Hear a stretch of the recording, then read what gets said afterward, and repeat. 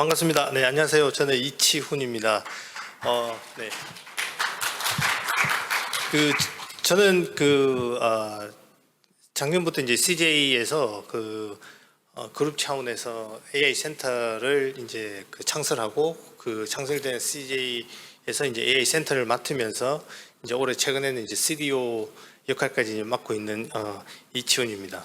그래서 최근에 많은 이제 화두가 되고 있는 AI에 대해서 앞에서 다른 연사분들과 앞에 나와 있는 혹은 이제 온라인이나 인터넷에서도 많이 나와 있는 AI에 대해서 요즘 많은 화두가 되고 있어서 그 부분에 대해서는 아주 유익한 세션을 지금 또 앞에 교수님들과 또 많이 세션을 이끌어 주셨는데, 제가 오늘 여러분들께 발표를 공유를 드리면서 토의할 내용은 여러분들께서 그 비즈니스 프로블럼에 분명히 AI나 디지털 트랜스포메이션을 활용하면서 AI와 같이 접목을 하면서 내일을 위해서 필요한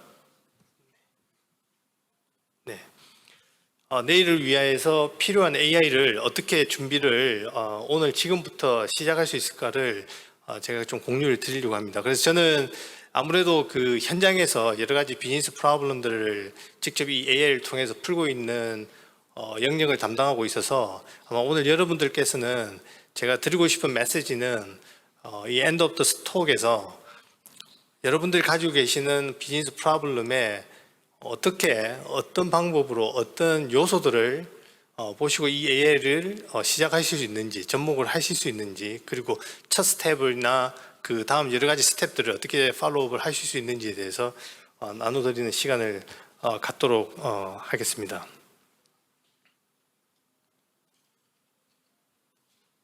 다음, 네.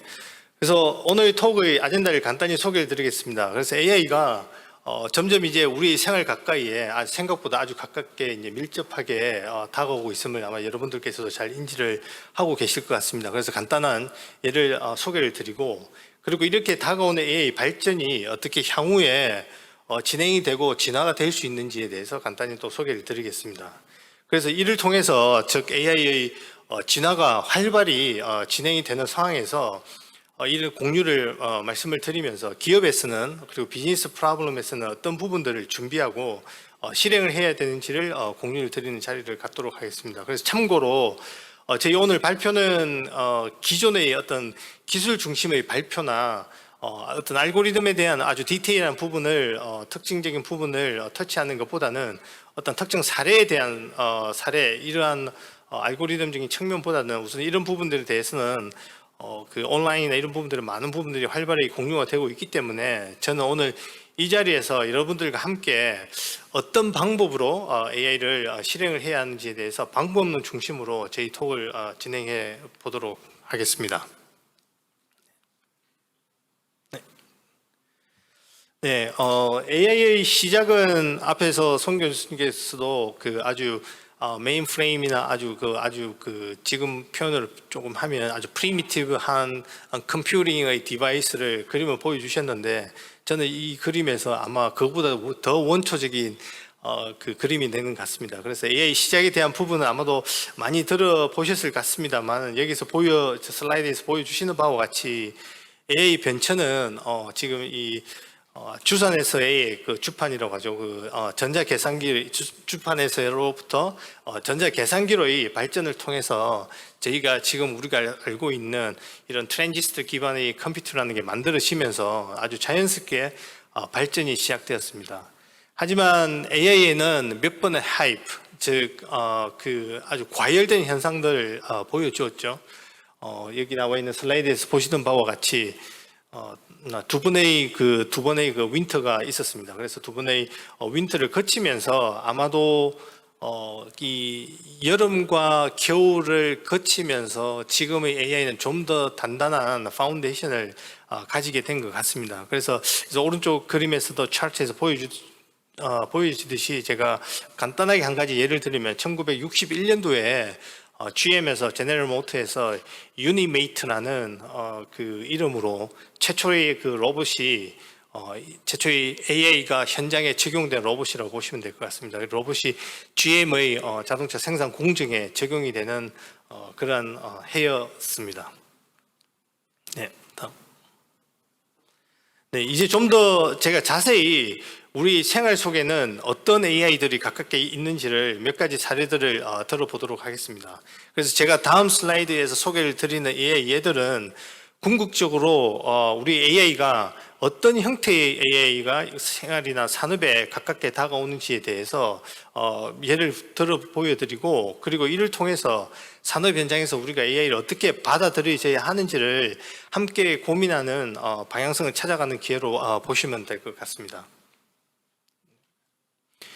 제가 여기 슬라이드에서 보여주는 바와 같이 세 가지로 이제 제가 간단하게 예를 보여드리도록 하겠습니다. 그래서 첫 번째가 자율주행이고요. 두 번째가 쇼핑이고, 세 번째가 푸드 서비스입니다. 제가 CJ에서 근무를 하다 보니 CJ one of the main product이 푸드와 또 관련이 되어 있어서 제가 푸드 서비스를 또 간단하게 예를 드리는 기회로 삼고요. 그리고 특히 자율주행이라는 부분은 여러분들도 아시다시피 아직 완전한 상용화가 되지는 않았습니다. 그렇지만 지난 10여 년 넘게 많은 투자와 개발이 이어지는 AI의 아주 중요한 영역으로 보시면 될 것 같고요.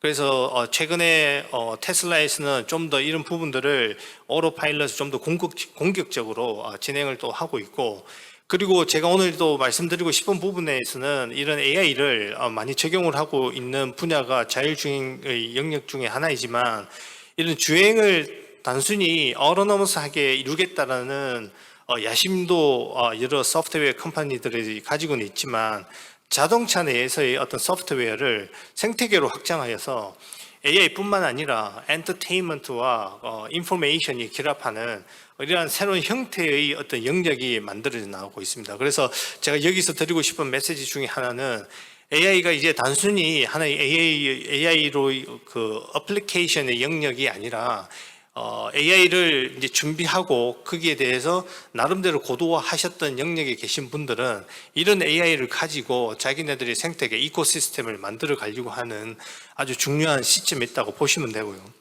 그 쇼핑 역시 단순한 어떤 상품의 추천, 넷플릭스도 그 중에 하나의 예로 볼 수가 있으시겠지만, 넷플릭스나 어떤 쇼핑에서 아마존 이런 부분들이 AI를 많이 적용하고 있고, 그 중요한 예가 상품 추천이라고 이제 생각을 하고 계신데, 이제 상품 추천을 단순히 넘어서서 어떤 상품의 마켓플레이스를 만들어주고, 그리고 고객들과 셀러들의 양쪽 사이드를 락인 시키려고 하는 차원에서의 AI가 많이 활용되고 있습니다. 그래서 따라서 특히 예를 들어서 쇼핑 이런 이커머스에 대한 AI를 조금 전에 언급드렸듯이 단순한 상품 추천의 스코프로 바라보아서는 안 되고, AI를 활용하여서 보다 큰 비즈니스 전략이 수립될 수 있도록 할 수 있고, 그리고 이런 방향으로 계속해서 진행이 되고 있다는 점들을 제가 간단하게 말씀을 드리고 싶습니다. 그리고 푸드 서비스에서도 많은 영역의 AI가 활발히 접목이 되고 있습니다. 아마 여러분들께서는 뉴스에서 많이 아시고 계시겠지만,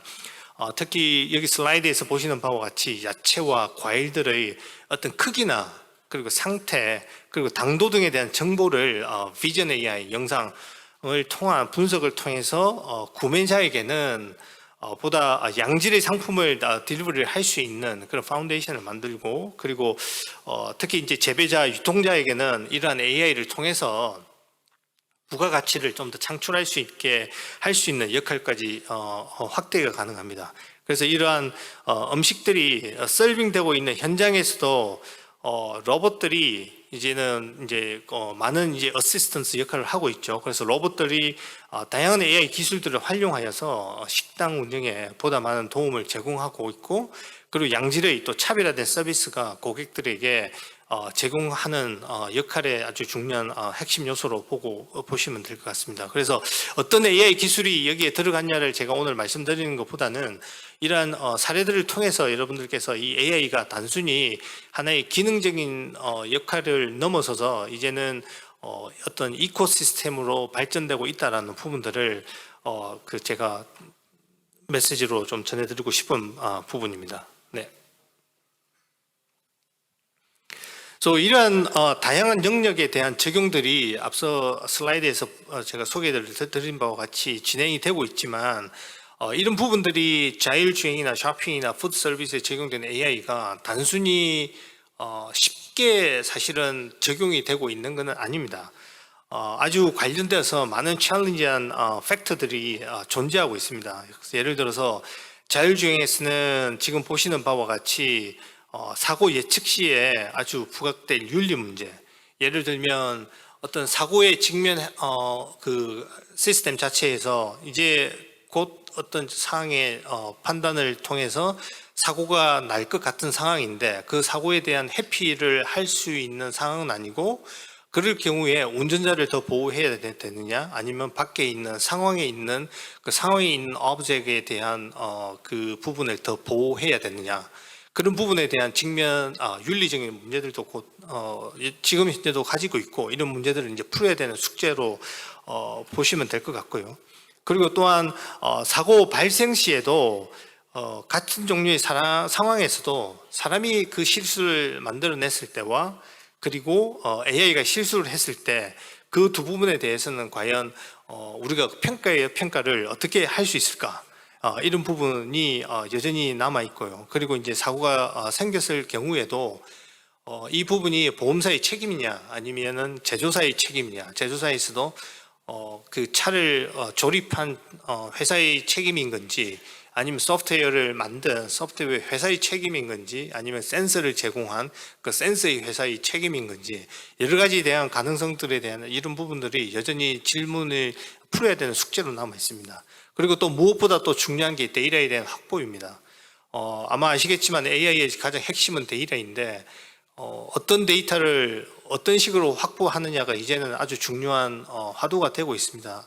앞서 그 large language model 같은 경우에도 지금 현재로는 미국이나 한국에도 이제 점점 이제 거기에 관련된 로스들이 많이 생기고도 있고, 앞으로 더 많이 생기지 않을까라는 추측들이 많이 생기고 있습니다. 그렇지만 이런 부분들에 대해서 어려움들이 있지만은 이런 지금 관련되어 있는 테슬라라든지 크루즈라든지 포드라든지 여러 가지 관련된 회사들은 이러한 어려움들 상황에서도 계속적으로 지속적으로 이러한 기술들을 개발하고 있다는 점들을 꼭 참고하시라는 측면에서 제가 공유를 드리고, 쇼핑 영역에서도 마찬가지로 지금 현재 고객 정보에 대한 프라이버시에 대해서 아주 많은 챌린지가 있죠. 그래서 고객들에게 이제 동의를 받는 것은 기본이고, 심지어 동의를 받은 고객들에게도 그 데이터가 어떻게 활용이 되어졌는지에 대한 그러한 상황에 대해서도 그 데이터를 활용하는 그 기술을 활용하는 그 당사자에게서는 그러한 활용도에 대한 기록, 로깅을 다 시스템에 남겨둬야 되는 책임이 이제 의무로 남겨지고 있습니다. 그래서 이런 부분들을 다 고려했을 때 과연 앞으로의 그 쇼핑에 대해서 이 AI가 어떤 역할로 더 할 수 있는지는 여전히 챌린지한 요소로 남아있지만, 그럼에도 불구하고 지속적으로 이 분야에 대해서도 많은 투자와 개발들이 진행되고 있습니다. 그리고 푸드 서비스의 영역에서도 마찬가지로 제일 큰 이슈 중에 하나가 그 이제 푸드 서비스에서 이제 매니팩처링 프로세스로 들어가게 되면 그 매니팩처링 프로세스에서 있는 설비들은 다른 이제 설비 제조사에서 만들어져서 그 설비들이 이제 매니팩처링 프로세스에 연결이 되어 있습니다. 그래서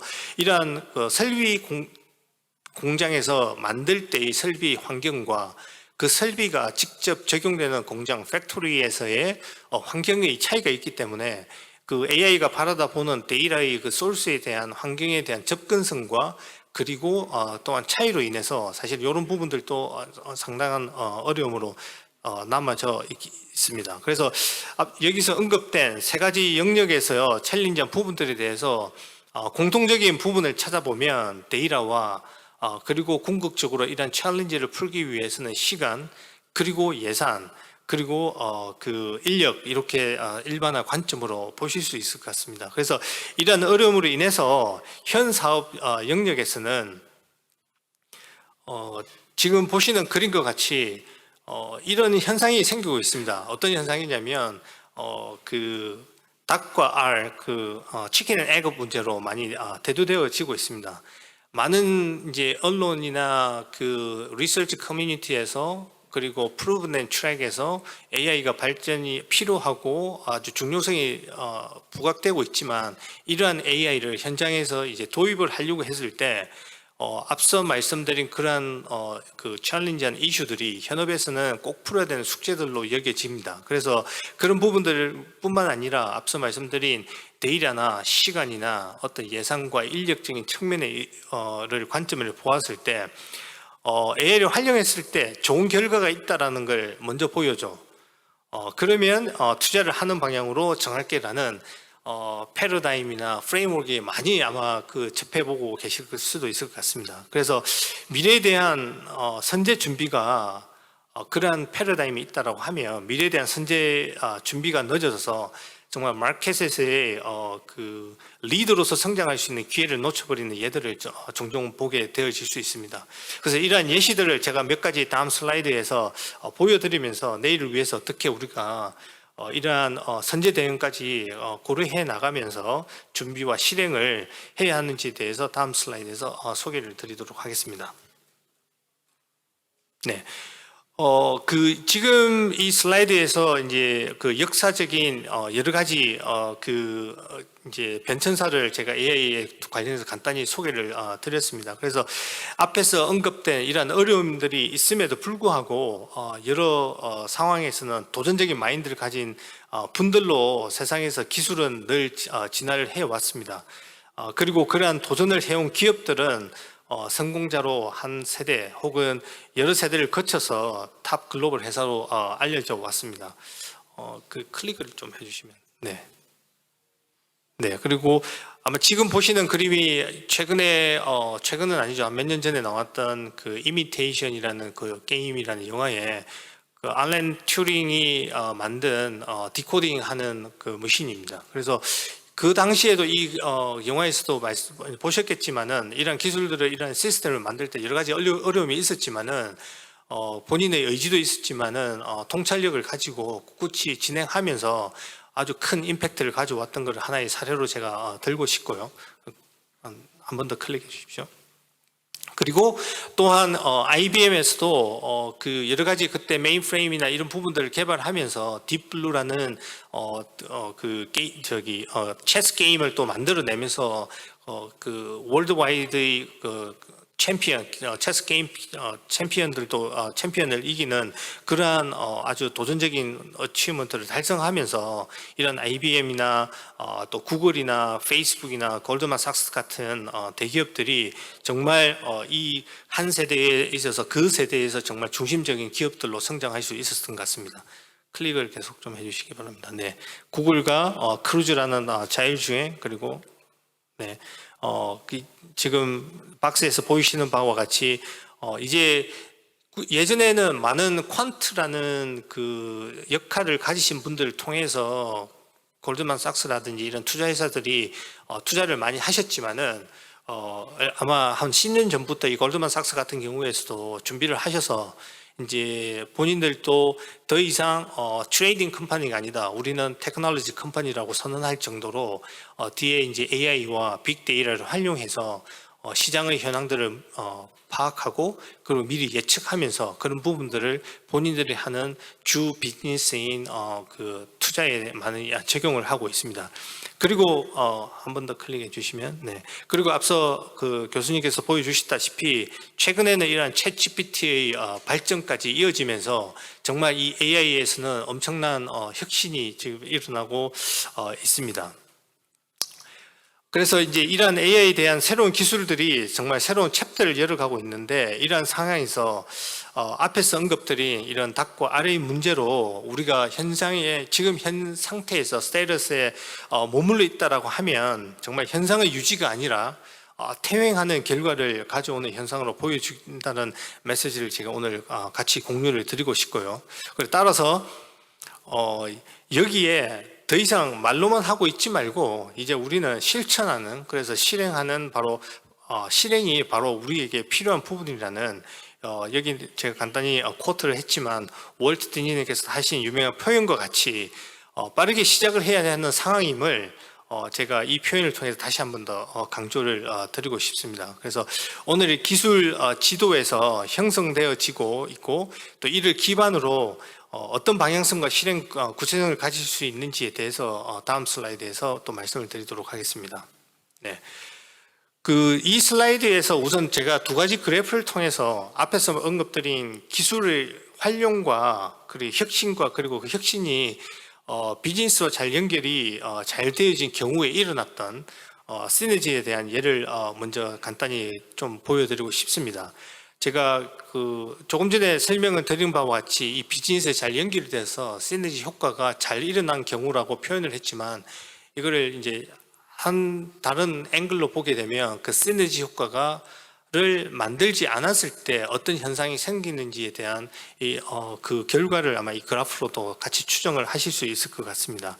그래서 그 왼쪽에서 보시는 바와 같이 애플과 노키아를 간단하게 예를 들어보면 노키아가 원래 휴대폰의 모바일 폰에서 절대 강자로 알려졌었고 그러한 절대 강자가 애플이라는 애플은 스마트폰, 그러니까 폰 제조업체가 아니었습니다. 애플은 컴퓨터, PC와 그 PC에 들어가는 OS를 가지고 있던 그 회사였지만은 그들이 갖고 있는 데이터와 그들이 갖고 있는 인사이트를 활용해서 스마트폰이라는 새로운 비즈니스 영역으로 들어오면서 거기서 앱스토어라는 혁신적인 하나의 디지털 트랜스포메이션 할 수 있는 아이디어 프로덕트를 만들어냈고 그 프로덕트를 통해서 그 안에서도 여러 가지 AI 기술이 들어가 있습니다. 그래서 그런 부분들 활용함으로 인해서 이 애플이 그들이 갖고 있던 기존의 비즈니스 영역에서 어떻게 퀀텀 점핑을 한 예를 간단히 볼 수가 있고요. 그리고 아마존과 월마트 같은 경우에도 이 아마존이 가지고 있는 데이터와 인사이트를 활용해서 그 부분들이 특히 AI가 인사이트를 파워를 하는 중요한 엔진으로 활용이 됐고 그런 부분을 통해서 아마존과 이 월마트가 그 차이 성장에 대한 마켓 캡의 차이가 어떻게 드라마틱하게 이렇게 차이가 나는지를 보시면서 이러한 AI가 이렇게 진화를 하고 있으니 우리는 어떻게 이거를 현 상황에서 앞서 말씀드린 닭과 알의 어떤 그런 딜레마나 패러다임에 잡혀 있을 게 아니고 어떻게 하면 앞으로 우리 무빙 포워드를 할 수 있을지를 한번 고민해 보실 수 있는 중요한 계기로 한번 삼고 다시 한번 더 강조를 드리려고 합니다. 네. 지금 이제 많이들 AI가 진행되면서 앞으로 AI가 분명히 진화될 것은 기존 사실 현상에 대한 사실 팩트로 그지 보여지고 있습니다. 그래서 많은 산업 영역에서 활용에 대한 관심과 적용의 유스 케이스가 확대되어져 가고 있습니다. 그래서 저는 이 앞으로의 이 확대와 진화가 두 가지 영역으로 AI가 발전이 진행된다고 볼 수 있겠습니다. 그래서 제가 오늘 소개를 하고 싶은 용어가 두 가지 용어가 있습니다. Vertical AI와 Horizontal AI입니다. 이 Vertical AI라는 것은 이제는 각 업 영역에서 자기 본인 업의 업의 성장의 가속화와 그리고 새로운 또 비즈니스의 가능성을 바라다 보기 위해서 AI를 많이 활용하기 때문에 그런 부분들에 대한 AI 기술, 특화, 자기네들 업 특화에 대한 AI 기술의 영역을 버티컬 AI라고 제가 네이밍을 하고요.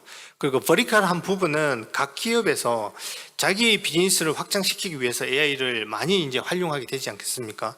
그럼 그에 따른 개발에 대한 집중을 하게 되어지고 호라이존탈이라고 하면서 그리고 호라이존탈이라고 하면서 많은 기업들이 이제 AI 특화에 집중을 하다 보면 그들에 있어서 공통적인 요소가 분명히 생깁니다. 그래서 즉 AI 모델 개발에 공통적으로 필요한 인프라와 GPU와 같은 하드웨어로부터 시작을 해서 AI Ops라는 AI 시스템이 잘 운영이 되어져야 하는 필요에 의한 그러한 기능적인 요소의 관점에서 보면 이 호라이존탈한 AI 영역 또한 아주 중요한 핵심 요소로서 보여질 것 같습니다. 그래서 이런 부분들 참고하시면 만약에 여기 계신 분들 중에서도 향후 새로운 비즈니스 모델을 AI 영역에 있어서 고려하신다면 이 버티컬한 AI도 좋은 영역이 있겠지만 이 호라이존탈한 AI, 공통적으로 여러 기업에서 쓸 수 있는 이러한 AI 요소들도 한번 보신다면 아마 지금도 많은 스타트업들이 그렇게 형성이 되고 있습니다. 그래서 이런 부분들 참고하신다면 새로운 비즈니스 모델에도 참고가 될 좋은 데이터 포인트가 될 것 같습니다. 네, 그래서 이러한 버티칼과 호라이존탈의 관점에서 눈여겨봐야 될 동향 중에 하나가 바로 제네리티브 AI입니다. 제가 이 제네리티브 AI를 왜 버티칼한 AI와 호라이존탈 AI와 이렇게 연관성이 있는지는 좀 더 제 발표를 좀 디벨롭하면서 여러분들께서 좀 더 클리어한 메시지를 가질 수 있으실 것 같습니다.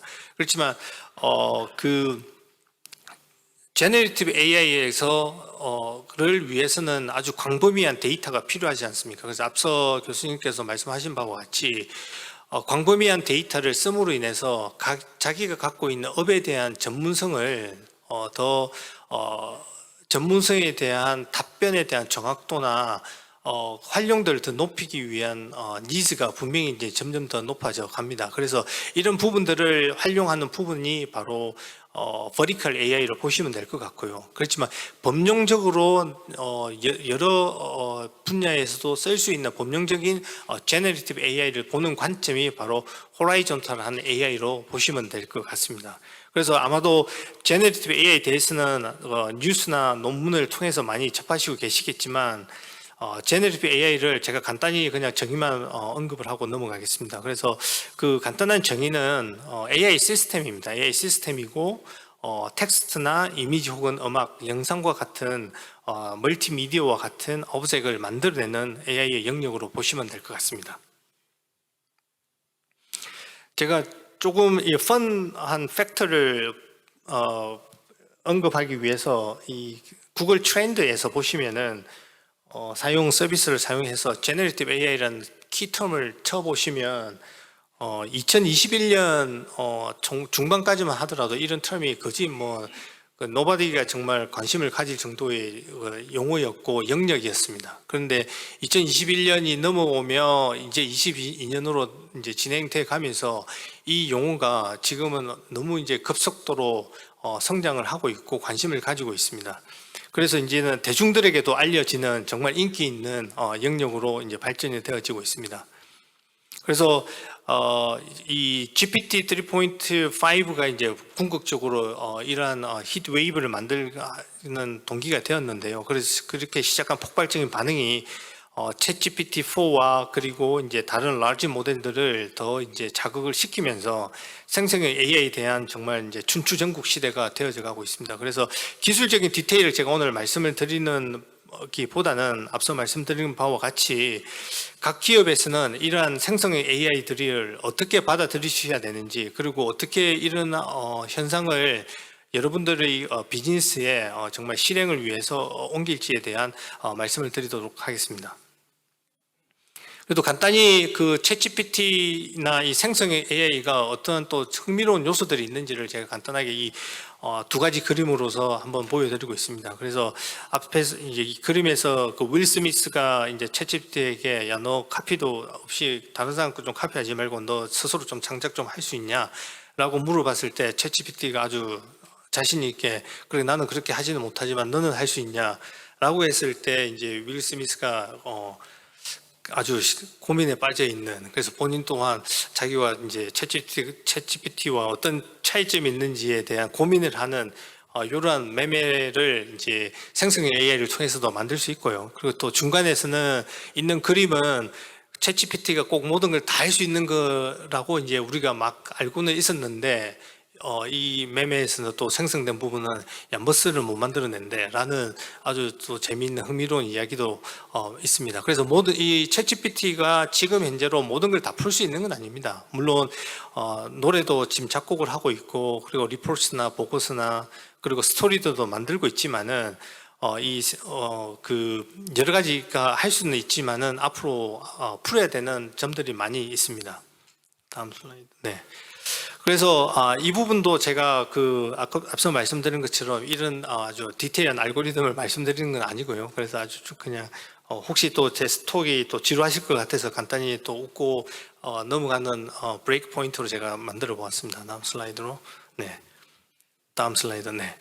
그래서 생성형 AI는 여러 영역에서 적용이 될 수 있습니다. 이미지 생성이나 그리고 코드를 제너레이션 하는 거나 그리고 텍스트와 그리고 비디오 그리고 음성 그리고 디자인 영역까지 챗GPT가 지금 이제 많이 그 영역을 확장시키고 있습니다. 그래서 그로 인해서 광고 이미지나 특히 또 포스트 같은 이런 부분들 작업할 때 사람들이 손이 많이 가고 있는데 처음에 시작할 수 있는 아이디어를 먼저 만들어 줌으로 인해서 드래프트를 만드는 거죠.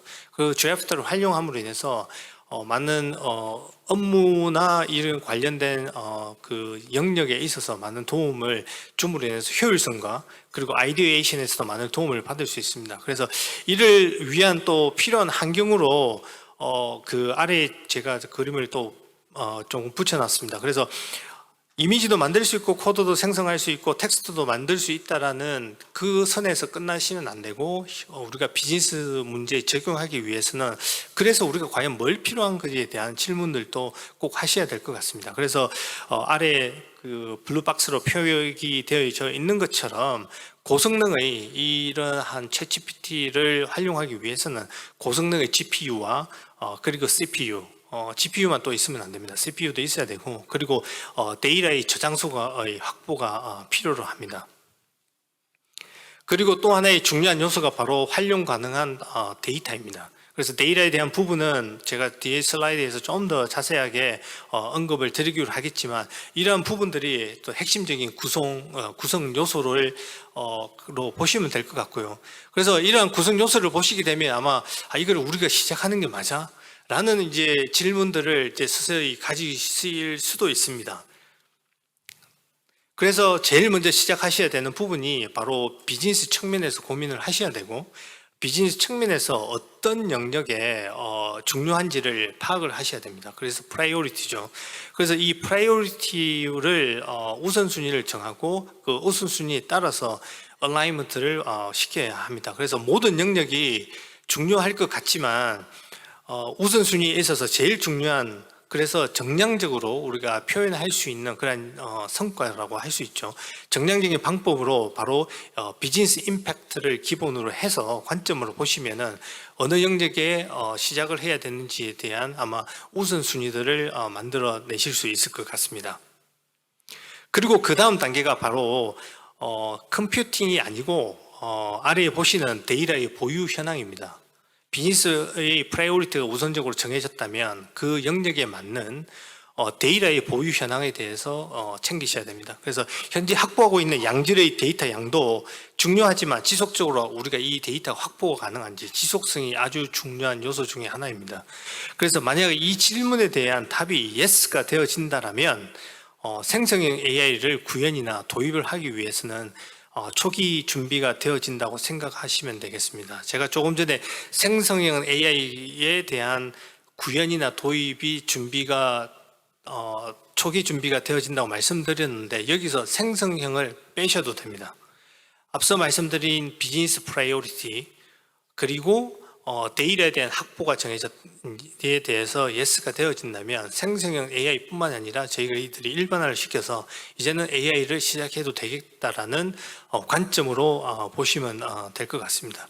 그리고 특히 아시겠지만 데이터의 중요성을 제가 다시 한 번 더 강조를 드리면 데이터는 정말 자동차에서 가스 연료로 여겨지고 있습니다. 그래서 아무리 좋은 자동차를 내가 만들었다고 하더라도 연료가 없으면 그 자동차는 주차장에 서 있을 수밖에 없거든요. 그래서 앞서 말씀드린 것처럼 원타임의 데이터를 확보하시는 게 아니라 지속적으로 데이터를 확보하실 수 있는지를 꼭 점검하셔야 됩니다.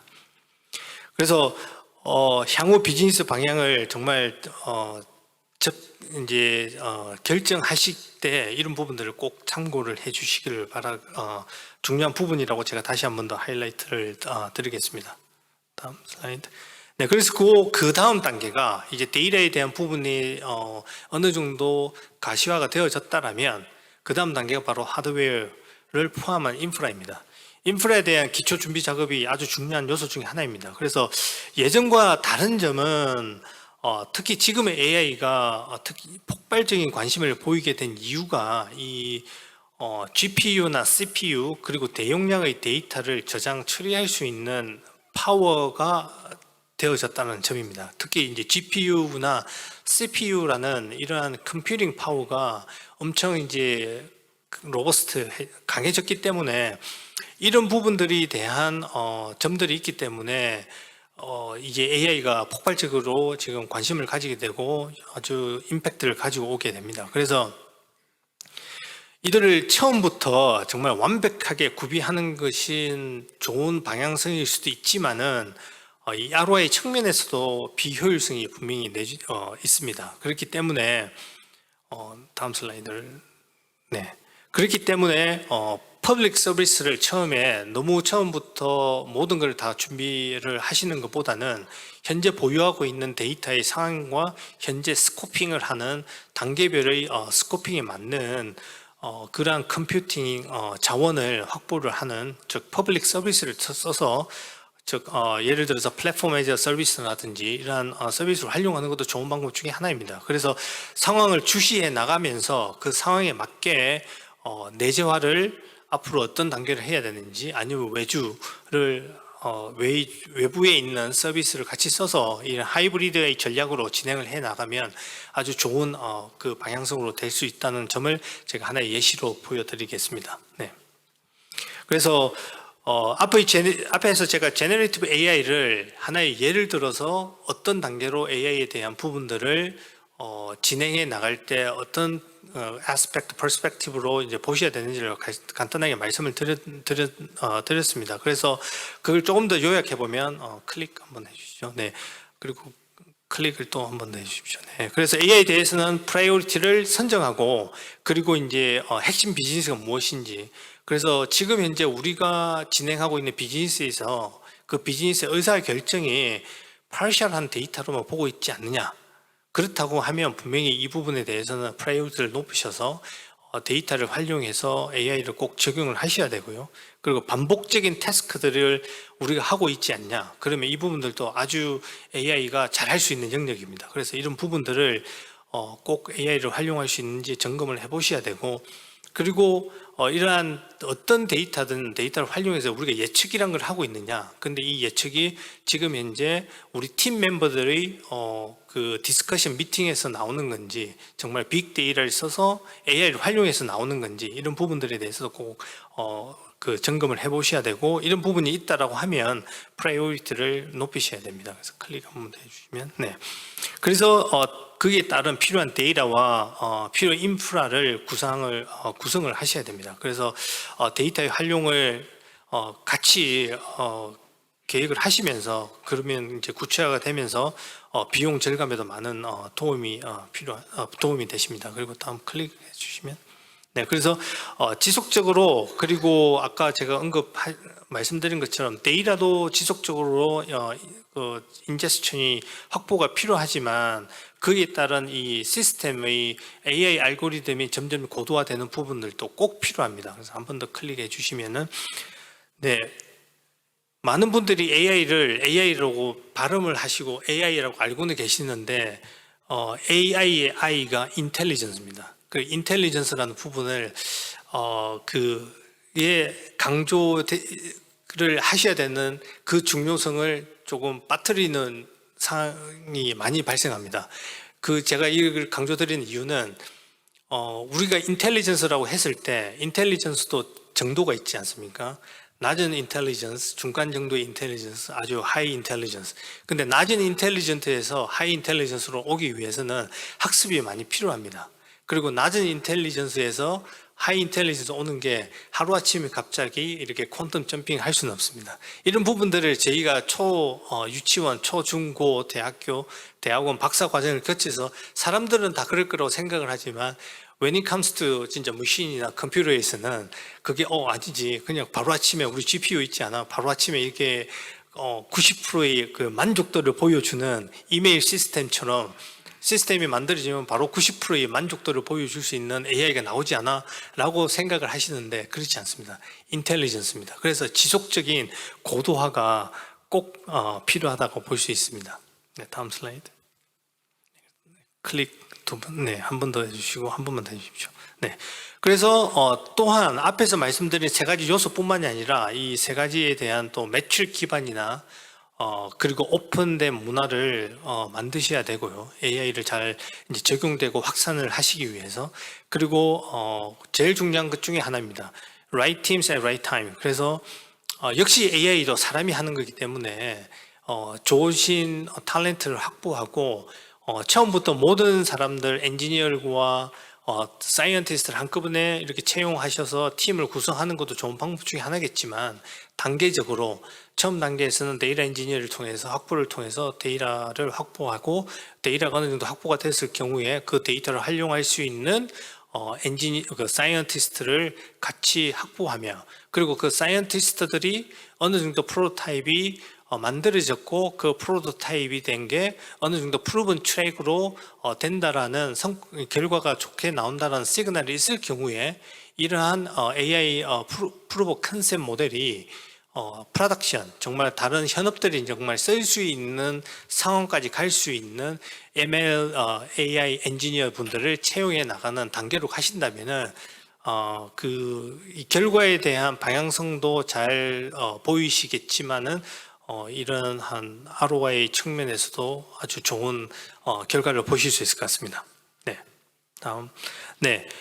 그래서 이제 AI를 하시겠다고 이제 결정을 내리셨다면 AI 전체의 과정이 이 와인을 만들어내는 그 프로세스하고 이제 거진 비슷하다고 보시면 됩니다.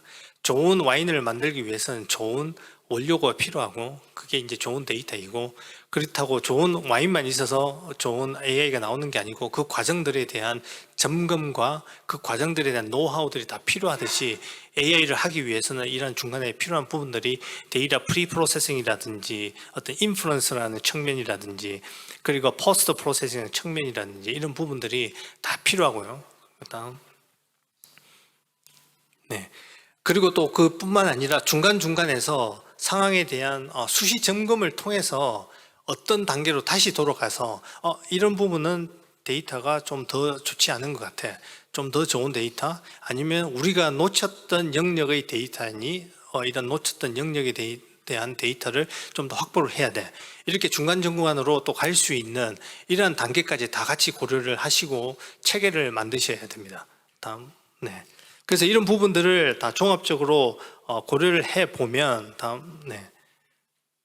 순환 구조라고 표현이 됩니다. 그래서 이러한 순환 구조를 꼭 확보하시는 게 AI를 end-to-end 기획을 한 단계에서 프로브 컨셉을 만들고 그 프로브 컨셉이 정말 우리가 페이싱하고 있는 컨슈머나 아니면 B2B 케이스에서 사용자들에게 피드백을 받아서 그 피드백이 다음 단계의 이터레이션에 적용이 되어서 이런 인텔리전스 아까 제가 언급드렸는 인텔리전스가 점차적으로 고도화될 수 있는 이러한 순환 구조를 꼭 만드셔야 됨이 중요한 것을 제가 다시 한 번 더 강조를 드리고 싶습니다.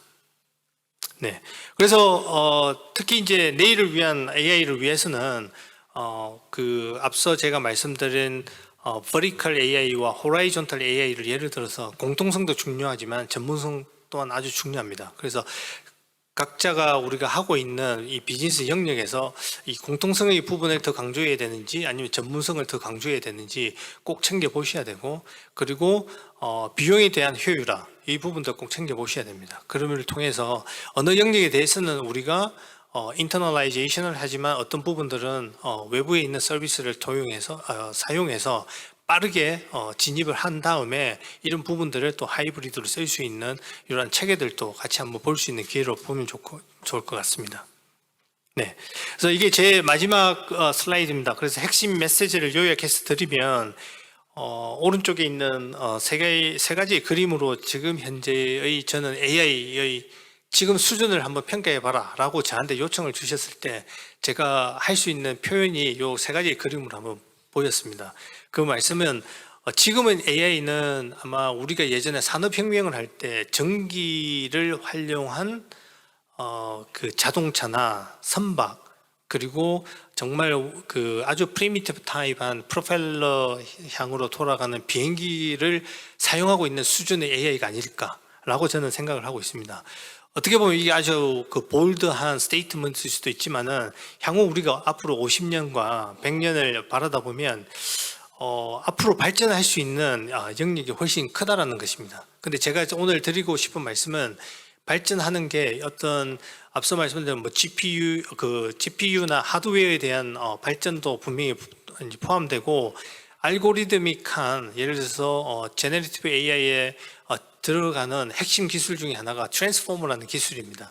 그래서 이런 알고리즘이나 AI의 기술이 뭐 엄청나게 발전이 되어서 이렇게 앞으로 향후에 발전도 되겠다라는 점도 있지만 제가 이렇게 자신 있게 말씀드리는 이유는 이 AI가 산업 전반이나 우리 생활 전반에 아주 많은 영향을 끼치게 될 겁니다. 그래서 그 영향을 끼침으로 인해서 그 영향을 더 확장시키고 확대시키고 그걸 맥시마이즈 하기 위한 노력으로 이 AI가 점점 더 들여다보아지게 되고 그렇게 들여다보아지게 되면 AI는 더 빠른 속도로 성장을 할 것 같습니다. 그래서 여러분들이 오늘 가지고 계신 고민하고 계신 어떤 리서치 프로블럼이라든지 아니면 비즈니스 영역에 데이터가 어느 정도 확보가 된다라고 이제 되는 상황이시라면 이 AI에 대해서는 아주 진지하게 도입을 하셔야 되고 실행으로 옮기셔야 된다는 게 제가 마지막으로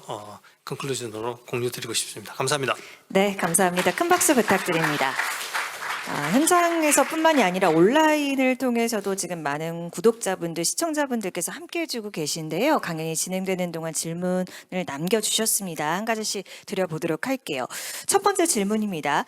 처리할 데이터가 좀 많아지고 고도화되면서 아무래도 그만큼 서버 유지비가 증가할 것으로 예상이 되는데 뭐 에너지 효율화 등 대체 방안으로 바다에 서버 시설 설립하다든지 이런 대체 방안들이 고민이 되는 것으로 고안이 되고 있는 것으로 알고 있는데요. 기업에서 현실적인 대안으로 보고 있는 방안이 있는지에 대해서 질문을 남겨주셨습니다. 네, 아주 좋은 질문인 것 같습니다. 일단은 데이터가 들어왔을 때 데이터를 현실적으로는 티어를 많이 나눕니다. 그 티어를 나눈다라는 것은 처음에 모든 데이터를 가져왔을 때 로우 데이터를 저장은 하지만 로우 데이터를 가지고 이게 그러니까 어느 정도의 가치를 가질 수 있는 데이터인지를 구분하는 작업들이 있습니다. 그래서 그 구분한 작업들을 통해서 이 종류의 데이터는 예를 들어서 1년 동안은 리텐션을 하겠다.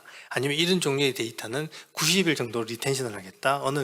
이런 종류의 데이터는 30일 정도로 리텐션을 하겠다. 이렇게 티어를 나눔으로 인해서 저장할 수 있는 공간에 대해서 들어가는 비용과 그 데이터를 또 그 다음 단계에서 활용할 때 컴퓨팅의 파워가 들어가는 그런 부분에 대한 비용들을 최적화를 하고 있고요. 그리고 AI적인 측면에서는 이번 심지어 요 정도의 데이터만 우리가 AI를 활용할 거라고 하지만은 지금 AI 리서치에 대한 영역에서도 보면 액티브 러닝이라든지 여러 가지 아주 스마트한 샘플링 전략을 통해서 우리가 빅데이터가 좋지만 정말 빅데이터가 모든 데이터 하나하나가 정말 똑같은 가치를 가질 수 있을까? 어떤 데이터는 하나의 데이터가 정말 다른 데이터 10가지의 데이터보다 더 좋은 것 같아라는 이런 AI, 즉 제가 이제 요즘 쓰고 있는 단어가 AI for AI입니다.